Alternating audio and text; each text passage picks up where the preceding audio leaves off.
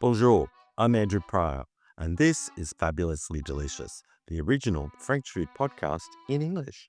As a MasterChef Australia alum, French food author, and long-time France-based food devotee, I dive into the stories, traditions, and flavors that make French food so unforgettable. Today, we're talking all about one of France's most beloved ingredients, butter.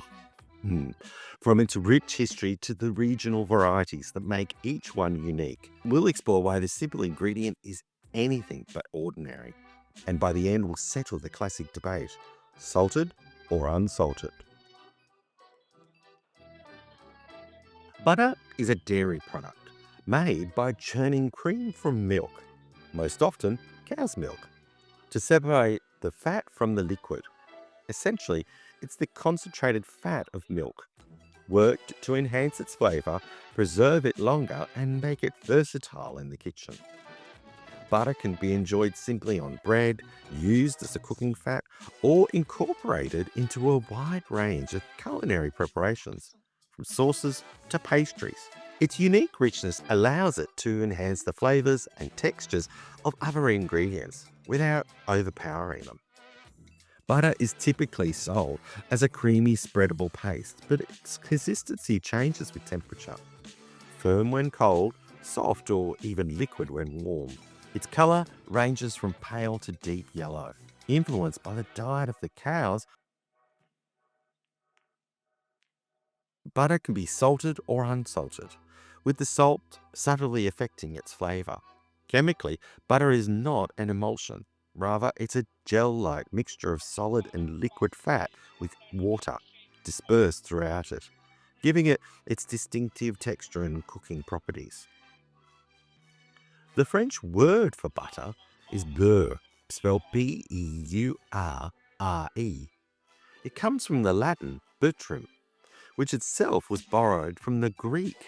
In Greek, the word is made up of bous, meaning cow, and turos, meaning cheese. Literally, cow cheese.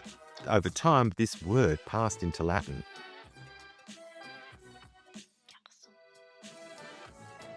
Butter has been around for thousands of years, likely emerging soon after humans domesticated the first dairy animals, goats, sheep, and cows. Unlike cheese, which is easier to preserve, making butter required separating cream from the milk, a process that was slow and imprecise. Before the invention of the centrifugal cream separator in 1878, early cream left to rise naturally over 12 to 48 hours was often low in fat and could easily turn sour or rancid. And so, for this reason, many ancient cultures relied more on long lasting fats like olive oil, rendered lard, whilst butter remained a more delicate and less common ingredient. Evidence of early butter use has been found across the world. The oldest physical container of butter was discovered in a bog in Ireland and dates back to around 3000 BC. Written records by Summer around 2500 BC show cows being milked and cream being churned in large jars, whilst by 1500 BC, Mesopotamians had developed techniques to beat cream into butter. Meanwhile, in India, the Aryans perfected the method of clarifying butter into ghee, heating it 80 to 120 degrees Celsius to preserve it, a practice that's still widely used today. In the ancient Mediterranean, butter existed but was little appreciated. The Greeks and the Romans, well, they preferred an olive oil, often regarding butter as the food of barbarians from Thrace and beyond. Romans even used it more as a cosmetic than a cooking ingredient.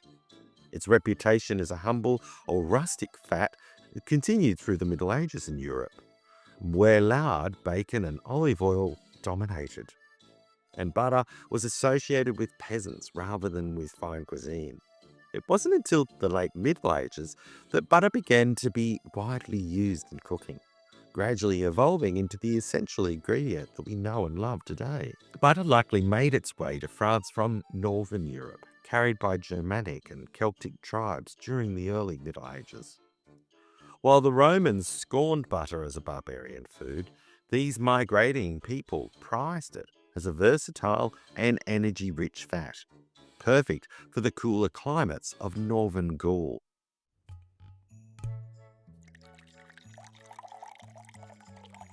Over time, these traditions merged with local dairy practices, particularly in regions like Normandy and Brittany, where abundant pasture land supported rich, creamy milk. By the early Middle Ages, butter was increasingly present in northern French kitchens, slowly becoming an essential part of regional diets and laying the groundwork for the storied French butter traditions that we all know today. In an era before refrigeration, salt was added to butter to preserve it. But the gabel, the heavy salted tax imposed in the 14th century, made salted butter expensive in much of France. As a result, regions that were exempt from the tax, such as Brittany, Western Normandy, Flanders, and Poitou, became renowned for their high quality butter. Meanwhile, in southern France, where salt was costly, olive oil dominated the cooking. And even in Normandy, cream-based cuisine prevailed alongside lard and suet well into the 19th century. Innovations in production, such as the Norman-style churn, allowed cream to be efficiently transformed into butter, while washing and kneading improved the purity and texture of the butter. By the 18th century, butter had become so valued that table accessories like the beurriere were created to serve it elegantly.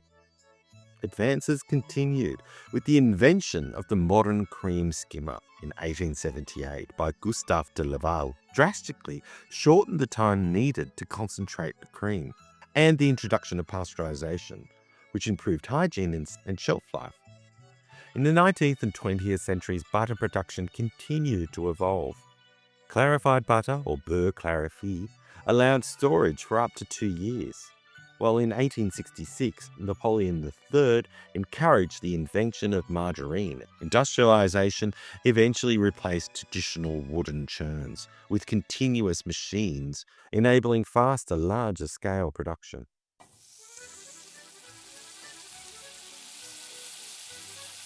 Butter is made by churning cream. It takes about 20 litres of whole milk to produce just 1 kilo of butter. Often, the cream is allowed to mature for a day or two, undergoing a light fermentation that develops into butter's characteristic aroma. Before refrigeration, cream was gently stirred, or smiled they call it, to gather the fat droplets, the process that takes about 45 minutes. Once the fat has coalesced, the butter is separated from the buttermilk and kneaded under running water to remove as much liquid as possible, improving its shelf life. In modern production, called shacklers, handle washing, rinsing, spinning, and kneading. Once formed, the butter is pressed into molds to give its shape and may be packaged or presented in a traditional clod. Historically, each farm had its own wooden mold, often engraved with a unique design to indicate the butter's origin. Today, most butter is just refrigerated immediately, whether salted or unsalted. And luxury butters, raw, organic, or protected appellations, are often still made using stainless steel churns to preserve their quality. Traditional wooden molds, though, are rare, with Eschere butter being one of the few examples that maintain this artisanal method. Industrial butter production in France is highly automated, using machines that handle every step from cream to finishing product. Modern devices, often called butyrators or butter cannons, use centrifusion and kneading screws to churn. They extract the buttermilk, cool, knead, salt, and even preform the butter. These machines, which replaced early 19th century vertical axis skimmers, process enormous quantities, up to 10 tons per hour. Butter is a cornerstone of French cuisine. It's valued for its flavor, its texture, and versatility. Served cold, it pairs beautifully with bread, melting just enough to enhance the taste without overpowering it. When added to a hot dish, A knob of butter enriches the flavour and adds silkiness, while in cooking, it provides a traditional fat for sautéing, frying, or braising. Particularly in northern France, where butter remains the fat of choice. However, cooks must be mindful of temperatures. Butter begins to smoke around 130 to 177 degrees Celsius, forming compounds that can affect the taste and digestibility, which is why techniques like clarifying butter are so important. Butter is a fundamental ingredient in many classic French recipes, from flaky croissants and pastry tarts to rich sauces that define their cuisine. Its quality can vary with season, terroir, and the breed of cows that produce the milk. In the 19th century, Francois Joseph Grill noted that butter produced in northern Flanders was best when made during the flowering season, with fragrant milk from cows grazing on aromatic pastures. While winter butter, though still usable, was often pricier and less aromatic. Regions like Gournay, Isigny, and Brittany develop reputations for exceptional butter, creating a tradition of artisanal production that continues to influence French gastronomy today.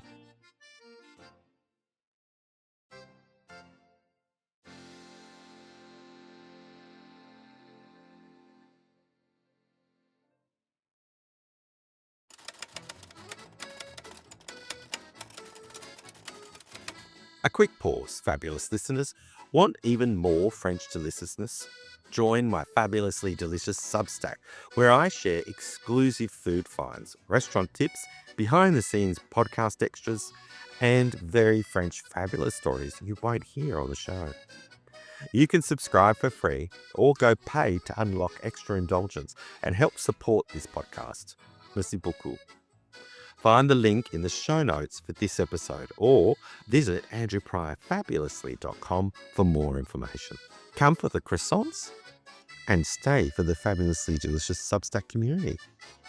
If this podcast brings a little French joy into your life, you can support it directly via the link in this show notes. Your contribution helps keep Fabulously Delicious independent and fuels future episodes, food adventures, and the delicious research for this fabulous podcast. Merci infiniment. Your support means the world.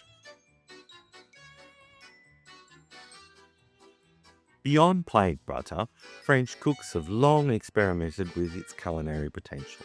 Clarified butter, for example, removes water and milk solids to make a more stable cooking fat, while compound butters combine butter with herbs, spices, seafood, or other flavorings to enhance dishes. There are countless variations from tarragon butter for vegetables, Maître d'Hôtel butter for steak, to hazelnut, black or red butter sauces for fish and meats, or even sweet applications. Each preparation demonstrates how butter can carry flavors, improve textures, and elevate a dish from simple to sublime. Globally, butter production varies enormously from country to country, with non-Western producers dominating the list in recent data. India leads by a huge margin, producing nearly 4.9 million tons of butter annually, followed by Pakistan and then the United States, which each produce well over 900,000 tons per year. Germany and New Zealand are also major European and oceanic producers, with output in the high hundreds of thousands of tons. In this wider picture, France produces about 417,000 tons of butter annually, placing it among the top producers in the world and one of the largest in Europe.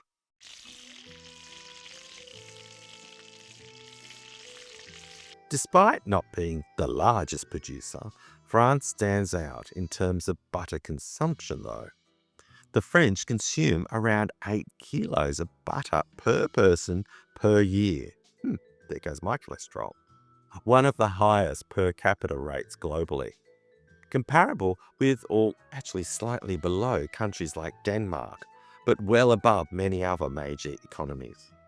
Today, the French consumption runs into the hundreds of thousands of tons annually. Compared to the global consumption, where countries like India account for consumption in the millions of tons, France's numbers, well, they're smaller in absolute terms, but huge relative to its population. France remains a key player within the European Union butter market. It is traditionally one of the largest producers alongside Germany and others, and contributes significantly to the EU butter exports, although it also imports butter to meet domestic demand. In France, the production and naming of butter are tightly regulated. To be legally called butter, a product must contain at least 82% milk fat, 80% if salted, and no more than 16% water, while half butter products require at least 41% milk fat.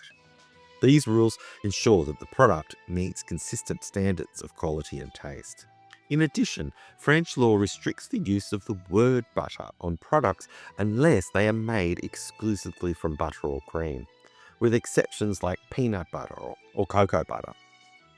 French butters are highly diverse, distinguished by salt content, pasteurization, cow diet, and production method.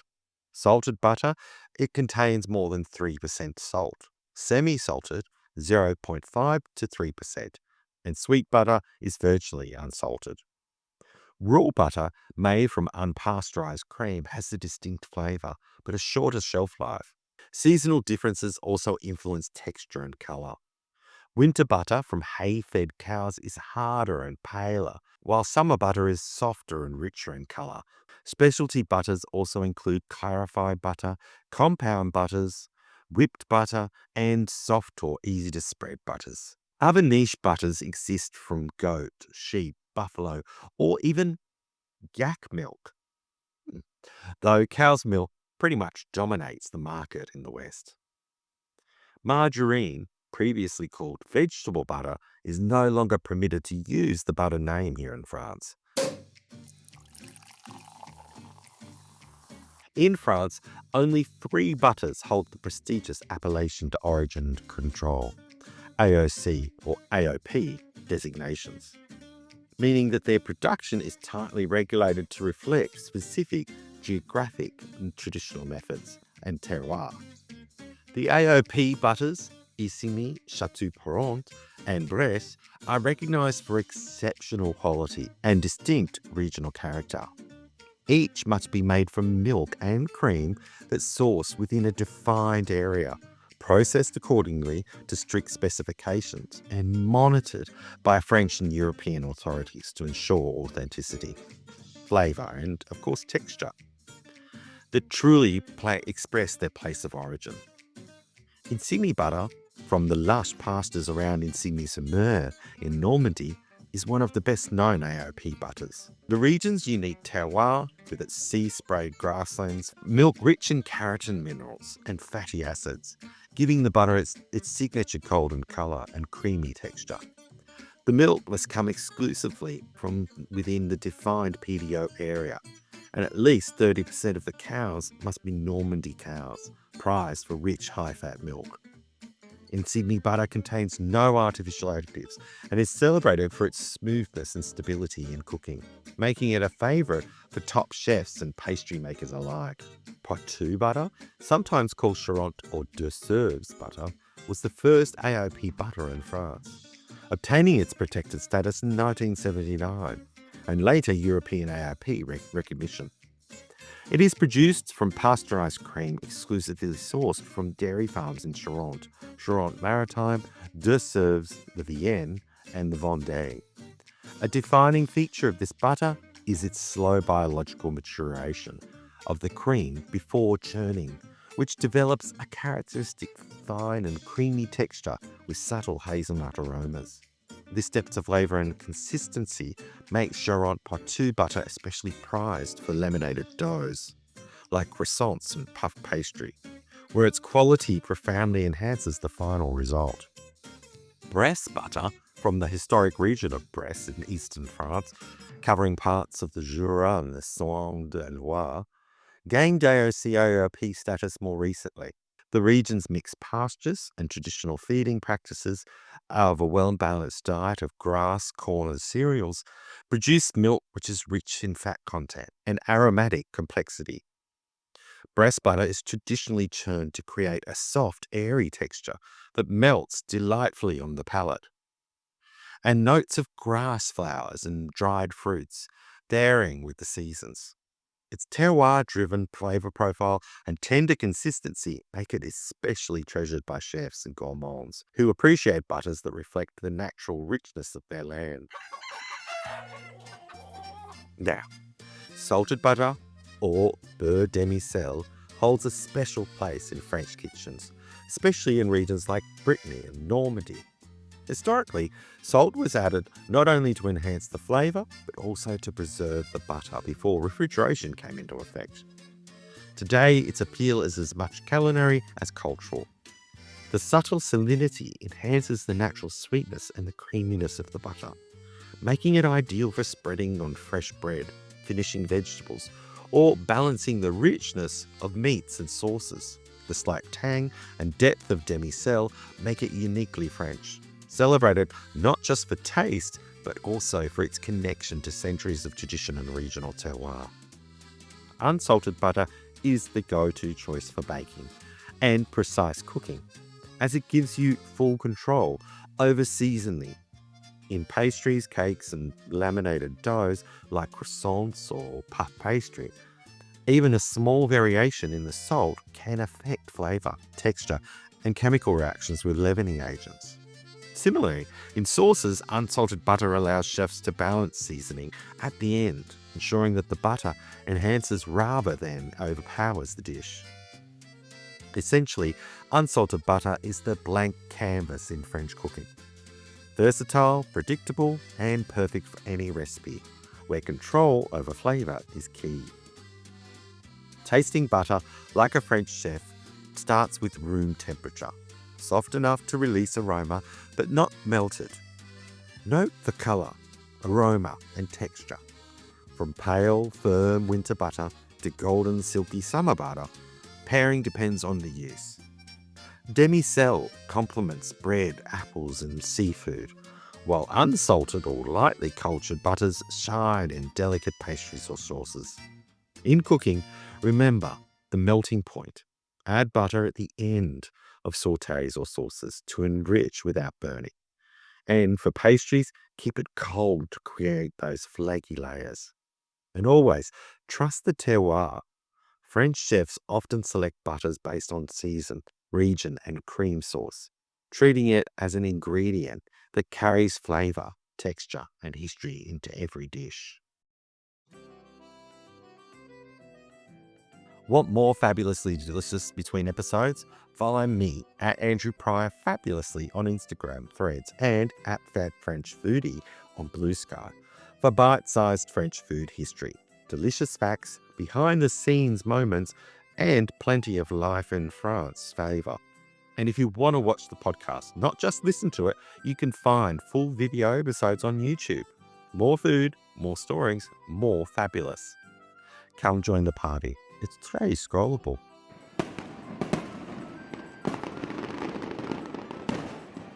Et voila, that's the end of today's buttery journey on Fabulously Delicious. If this episode made you crave a fresh baguette, a dream of creamy AOP butter, or rethink your salted versus unsalted choices, perfect. If you enjoyed it, leave a review, share it with a fellow food lover, and come say bonjour. I always love hearing from you. And if you loved exploring butter in all its forms, be sure to check out our similar episodes like Dijon cuisine and its history, Baba Oron, or the cheese, the Abbey de Belloc.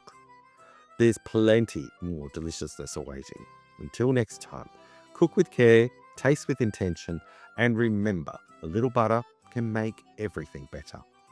And as I always say, whatever you do it fabulously. Merci beaucoup. Bon app. À très bientôt.